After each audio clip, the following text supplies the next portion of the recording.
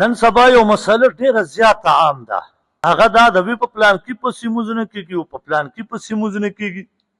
نن خو که څوک امین په تیزه وی یعنې په دې پسې موزونه کېږي، څوک لاسونه په سینه تړي یعنې په ده پسې موزونه کېږي.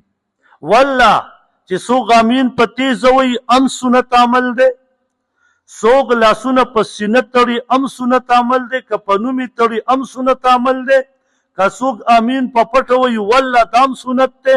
او دا یاد وساتئ که څوک رفع الیدین کوي والله دا هم سنت دی، او که څوک یې نه کوي والله دا هم سنت دی. څوک به کینی ما سره 22 مدارسو فتوا ده چې په اشاعت والا پسې مونځ نه کېږي.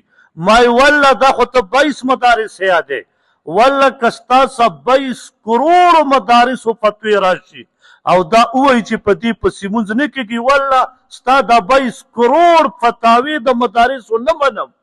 دا یاد وساتئ په ګرې خریلې پسې مونځ کېږي.